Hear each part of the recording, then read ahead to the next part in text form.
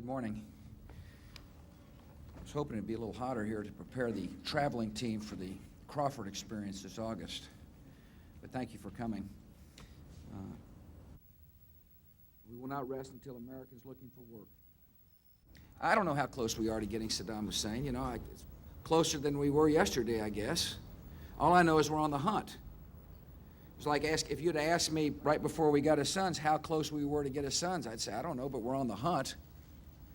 And so we're making progress. It's slowly but surely making progress of bringing those who terrorize their fellow citizens to justice, and making progress about convincing the Iraqi people that freedom is real.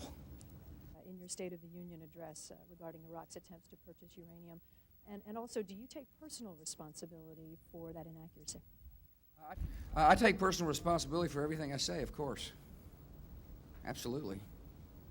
I also take responsibility for making decisions on war and peace.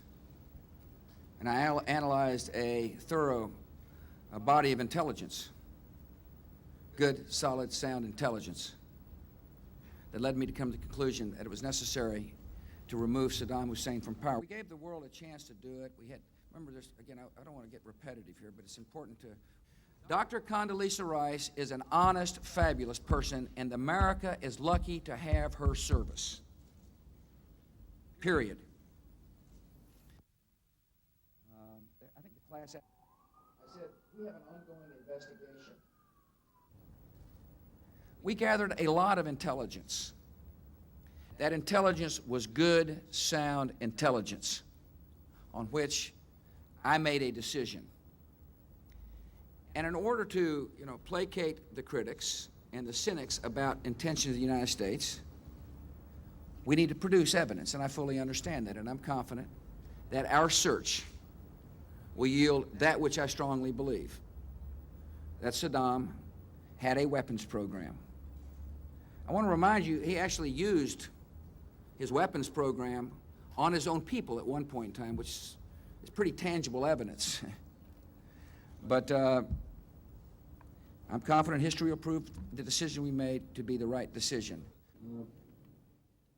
Being on alert means that the threat is a real threat. The threat is a real threat. It's a threat that where, we obviously don't have specific data.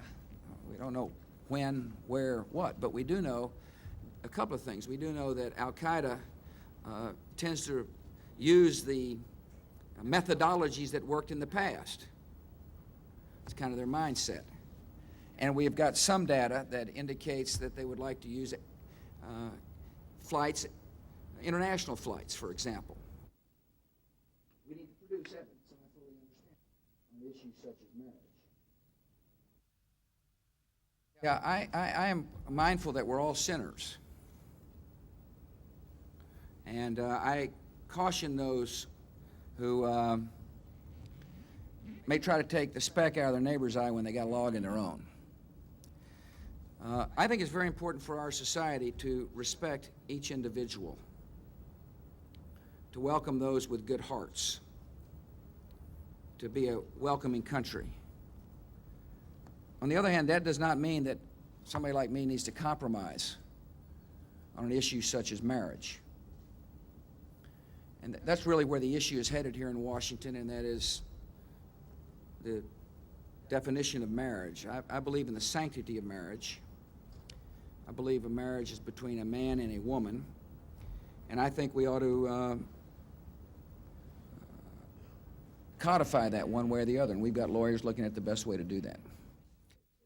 I'm glad you asked that question, because I can tell you that I talked.